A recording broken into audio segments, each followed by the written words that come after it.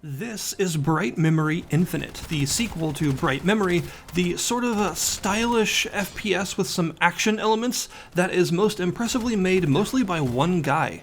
I'm always super impressed what very small development teams, up to one-person development teams, can actually do these days. It's really neat and really inspiring to see very high-quality, very stylish games made by incredibly small teams. So Bright Memory Infinite is a sort of amalgamation of classic FPS tropes and more stylish, almost character action game sort of tropes, in that it's a little bit Bulletstorm, it's a little bit Shadow Warrior reboot, kind of. It's sort of in that vein. It is a pretty small, short, bite-sized game. You'll probably go through it in roughly 2.5 to 3 hours, that sort of length, and it's pretty replayable, in my opinion, because of the unlockable skills, the extra costumes, and all the difficulty modes and all that. It does make it relatively replayable as a sort of bite-sized experience to just go through a couple of times, which does help. But how does it all work? Well, of course, you gotta start with the weapons. You will obtain 4 different weapons across the short campaign, each one having an alternate ammo type that you can switch to, which is really cool because you don't even have to reload to switch between them, so you can do it on the fly, which is nice. You'll start with the simple assault rifle, which is a pretty satisfying weapon because it really shreds enemies quite effectively. It has a nice firing sound, and its alternate ammo type is a tracking round that has a bit of an explosive effect to it that really makes short work of most enemies. And then you'll find the shotgun, which is my personal favorite weapon of the bunch because it's super satisfying to use, very punchy, very meaty sound effects and things, just really fun. And its alternate fire mode is a sort of explosive burst. You'll then find the pistol, which is my second favorite weapon because it just shreds enemies like a blender. It has a super high fire rate, and its bullets actually bounce all around the place, which make it really fun in more confined spaces, and its alternate fire is an incendiary grenade. And finally, you'll find the sniper rifle, your slower, higher per shot damage weapon that's very long range, is super useful in some of the more open areas, and whose alternate fire is a sticky grenade, which is super good against a lot of the boss enemies. You also have a sword on your back at all times that you can use just to whip out in melee combos, and it does a lot of damage. It can also be upgraded with things like sword beams, big sort of laser saw blade attack crazy thing, and some other cool stuff like that. And you'll get some other powers along the way, like a grappling hook, a sort of powered punch, the ability to pull enemies towards you and have them float in midair, a la Bulletstorm, and some other stuff like that. You can even uppercut enemies with the sword and send them into the air, where they'll sort of float in the air for a little while, and you can actually float beside them and shoot at them while in the air, or do an aerial combo attack against them, which is a lot of like character action sort of tropey. It's pretty cool, actually. It's a really well implemented combat system. The overall combat and control is the highest point of this game, in my opinion, because it's very stylish, it's very responsive, and it's very meaty feeling and sounding. You know, that's actually one of the most difficult things to get right for a small or even one-man team in a first-person game, is the gun feedback. And, gun feedback, there's a reason that FPS is one of the most expensive genres to create, because the sounds and animations that go into actually making it work well are difficult and often expensive. So the fact that a one-man team was actually able to create these really meaty, satisfying weapons is a huge deal to me. I think it's really impressive that they were able to do it this well. All of the weapons sound really nice, they're very fun to use, they're very slick and smooth. The overall combat it kind of reminds me of Bulletstorm in terms of how it feels. It's very like slick and fast, but still has a good amount of impact to it, and a lot of these sound effects for the weapon impacts just help to add to that overall sense of weight in all the weapons, which is really nice, and it makes the combat feel super stylish and fun all the way through. This is a very frantic, fast-paced game that pretty much never lets up, except for one section, which I'll get onto in a little while. The whole thing, like I said, is quite short, but it is also pretty much action all the time and has very little downtime, which makes the short campaign feel fully fleshed out enough to actually be worth your time.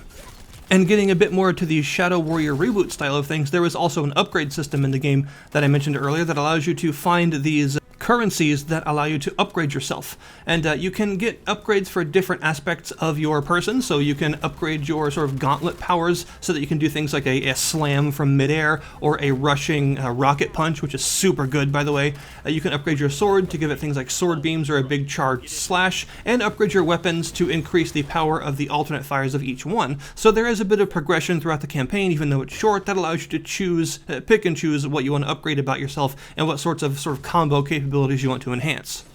There's also my personal pick of the combat system, which is the Parry and Deflection mechanic. So you have a button tab by default, but I rebound it to one of my mouse buttons, that's actually bound to holding up your sword and defense. And if you hold this button while you're getting shot by traditional projectiles, you'll actually deflect the projectiles back towards whatever you're pointing your reticle at. So you can actually deflect bullets back at enemies and kill them with them, which is really satisfying. Also, though, is the deflection mechanic, because if you hold this button down while getting hit by a melee attack or a heavier projectile, like say a rocket or a flaming arrow, it won't deflect it, it'll just sort of reduce the damage you take from it. But if you press the button right before it connects, a la like a parry mechanic, you will deflect the attack and send it back. This allows you to send back rockets and flaming arrows and the like towards your reticle, which is super cool, and this allows you to deflect enemy melee attacks, which is actually necessary for a lot of the more difficult enemies of the game. You'll come across several enemies that have this sort of white segment above their health gauge, and this makes them take almost no health damage while this segment persists. You can deplete it with gunshots, but it's very inefficient to do so. They won't really stagger, you'll take a lot of damage while doing it. It's just not a good way to do it. However, if you parry their attacks and send them back at them, it'll reduce this gauge by a ton, and is the main way to actually take it out, allowing you to finish them off however you want once their health gauge is exposed. So this mechanic is integral to actually surviving in the game, especially on the higher difficulties where it's absolutely necessary to actually defend yourself and make sure you're parrying the various elite enemies and boss enemies' attacks, sending them back at them, and able to make them vulnerable by doing all these deflections. So it's a very stylish combat system. It is pretty varied in terms of the environment you're going to be in. It is obviously very Asian-inspired, clearly, as you're seeing in the background right now, but there's still a fair amount of variety to the kind of places you're going to be going. This is another aspect that reminds me a bit of the Shadow Warrior reboot in terms of the level design.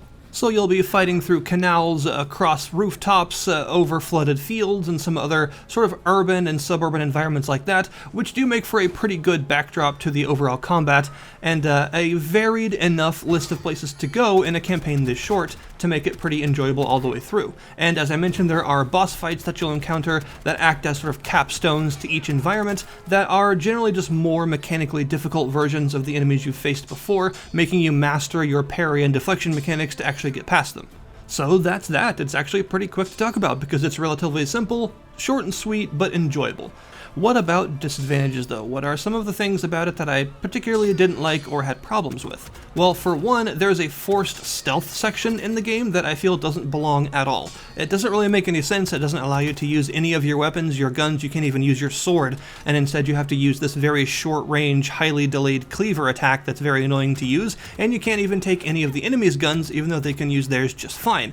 It is just not a particularly fun aspect of the game in my opinion, and it wouldn't be a huge deal, but since the game is so short, devoting like 20 to 30 minutes of it to this forced stealth section that just isn't very fun in my opinion is kind of a waste, and I feel that it really shouldn't be there. It just heavily interrupts the overall sort of frantic and enjoyable flow of the game for something that just isn't all that great, and it also makes the concept of playing it over again a little bit less enticing when I remember that I'm going to have to repeat the stealth section every time I do it.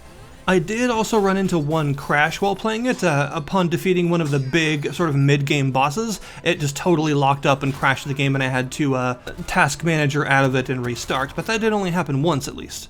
There are also some kind of strange control inconsistencies that I found.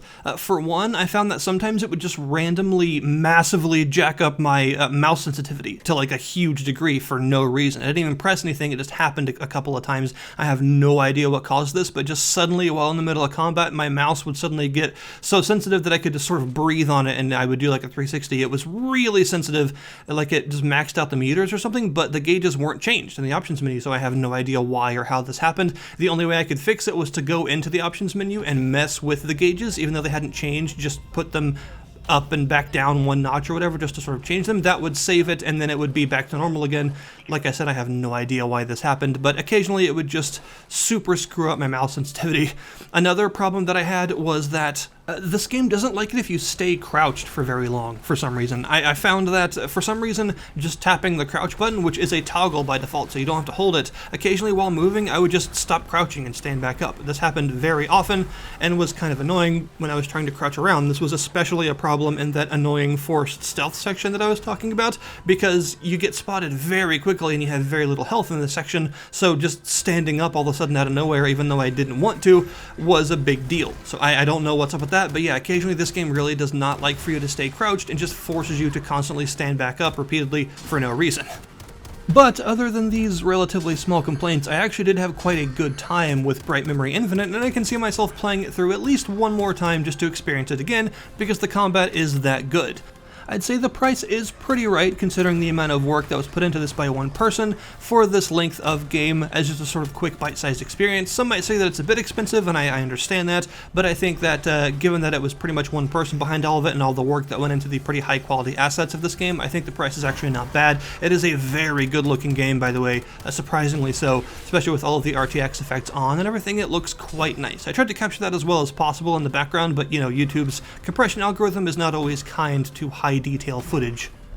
But most of all, I'm just really excited for what this person will come up with next. I'm excited for the fact that they're learning, they're developing, they're obviously very skilled as a developer, and I want to see what they learn from releasing these games and what they come up with next. Hopefully that's even bigger and better than before, and they keep advancing and maybe land themselves a super cushy job developing some really fun stuff, because they clearly know what they're doing. So I'd like to see what this person makes next. I'm definitely excited to see where their career goes, because it's a very promising one, in my opinion. So yeah, that's Bright Memory Infinite. The link to the Steam page will be in the description below this video if you would like to check it out. Thank you guys very much for watching, and I'll see you next time.